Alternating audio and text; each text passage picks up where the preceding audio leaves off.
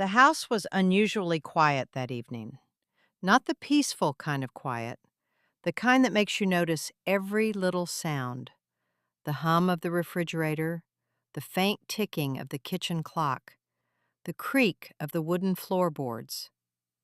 I had just come home from work, my shoulders heavy with the kind of exhaustion that doesn't come from physical labor, but from carrying too many responsibilities for too long. Being a single mother does that to you. You learn to function on autopilot. Wake up early, pack lunches, go to work, come home, cook dinner, clean up. And somewhere in between all of that, you forget where you went. That evening, I walked into the bathroom and locked the door behind me.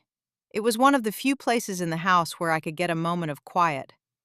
I turned on the faucet and stared at my reflection in the mirror. The woman looking back at me didn't quite feel like the person I used to be. The dark circles under my eyes had become permanent residents. My hair was pulled back into the same tired ponytail I'd worn for years.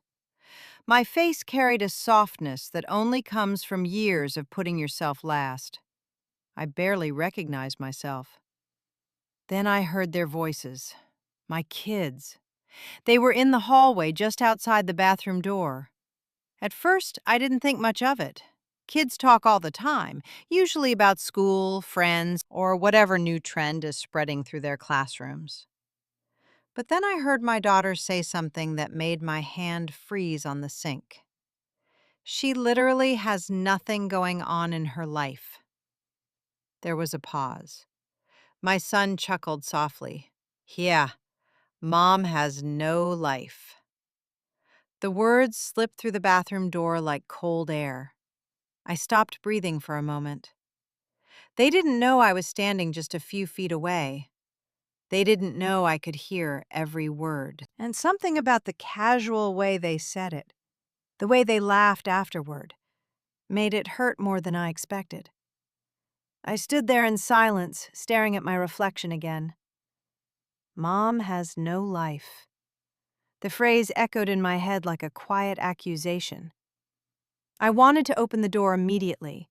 I wanted to defend myself, to explain that my life didn't disappear. It was simply given away piece by piece, given to them. But I didn't move. Instead, I listened. My daughter sighed. I mean, think about it, she continued.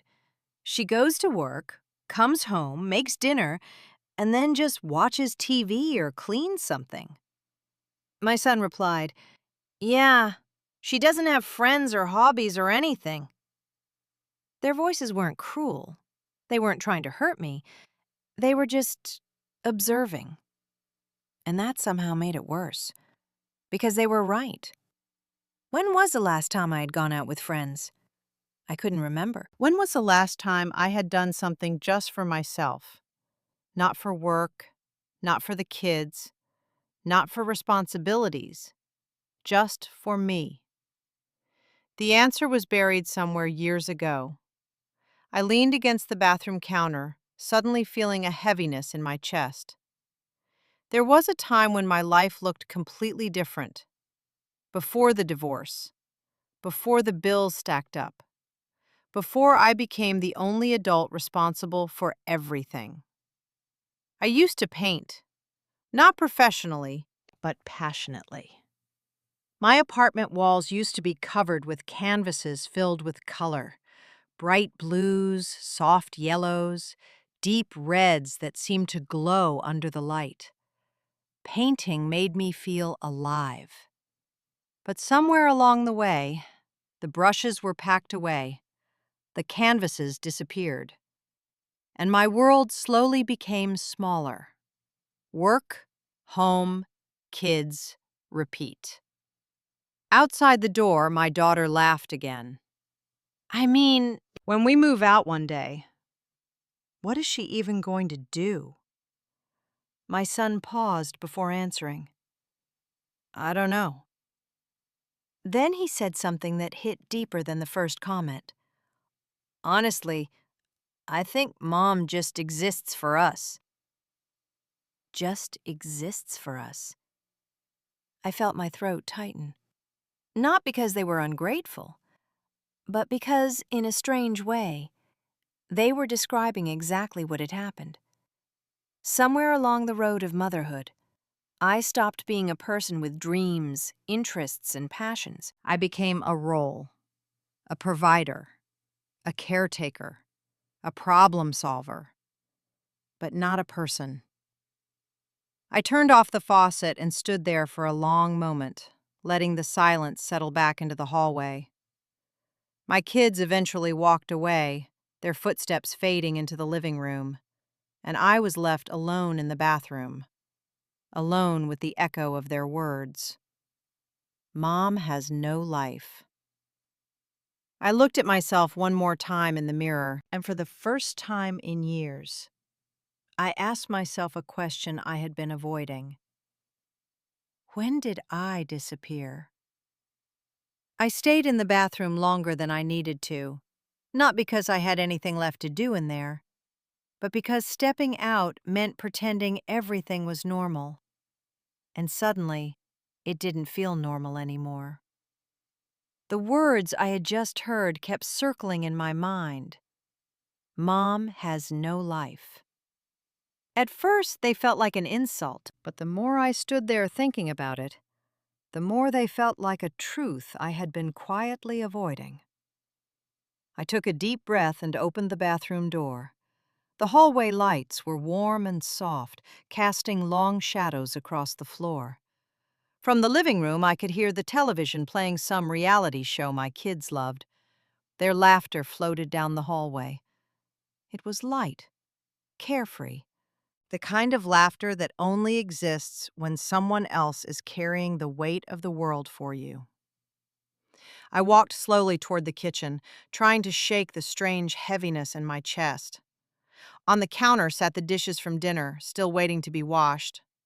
Normally, I would have started cleaning immediately, but that night, I didn't. Instead, I just stood there, looking around the kitchen, the same kitchen I had walked through thousands of times. Every corner of this house held pieces of my life, the life I had built around my children. School schedules taped to the fridge, permission slips stacked near the coffee maker, a calendar full of appointments, deadlines, and reminders. Everything revolved around them, and for years, I had been proud of that. But now something inside me whispered a quiet question. Where was I in all of this? I opened one of the kitchen drawers, looking for a dish towel, but instead my fingers brushed against something unexpected. A thin, wooden handle. I froze. Slowly, I pulled it out. A paintbrush. For a moment, I just stared at it.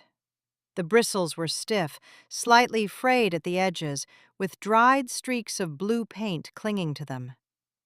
I hadn't touched a paintbrush in nearly 12 years. I sat down at the kitchen table, turning it slowly between my fingers. Memories began creeping back. Memories I hadn't allowed myself to think about for a long time. There was a time when art wasn't just a hobby, it was my dream. Back in college, my professors used to tell me I had a natural eye for color and emotion. One of them even encouraged me to apply for an art residency program in California. I remember how excited I had been, how alive I felt imagining the future. But life has a way of rewriting your plans. I met my husband during my final year. We fell in love quickly, and within a few years, we had 2 kids, a mortgage, and more responsibilities than either of us expected. At first, I told myself I would keep painting. But babies don't wait for inspiration. Bills don't pause for creativity. And slowly, quietly, the dream faded. The brushes went into drawers. The canvases disappeared. And I became someone else. A mother, a wife, a provider. Then came the divorce. That was the moment everything changed. My husband left during one of the hardest years of our marriage, saying he needed to find himself.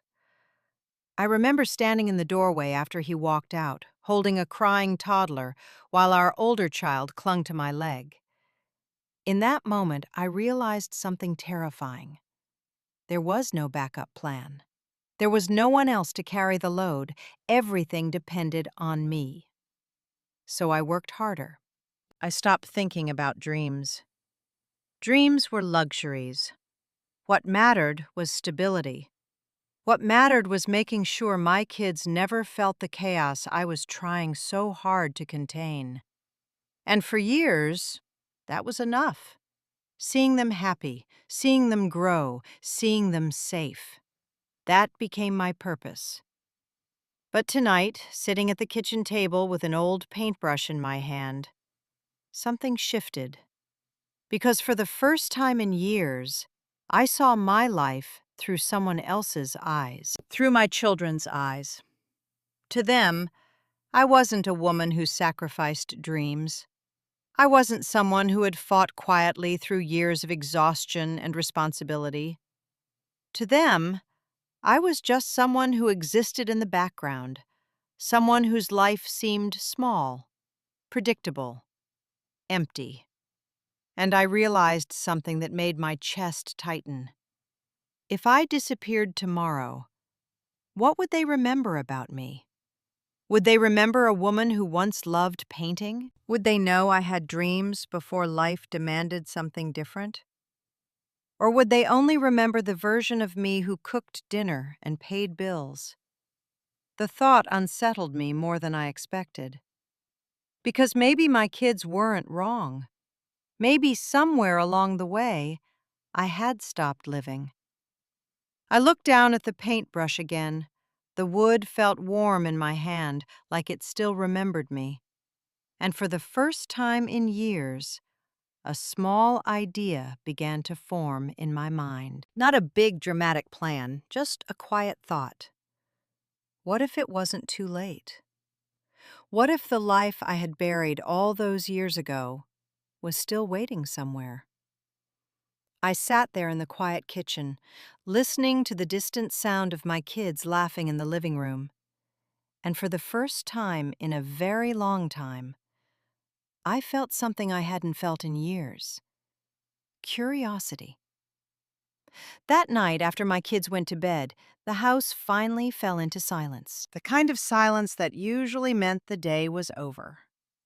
Normally, this would be the moment I collapsed onto the couch, turned on the TV, and let exhaustion carry me through the rest of the evening. But that night was different. The paintbrush was still sitting on the kitchen table, waiting.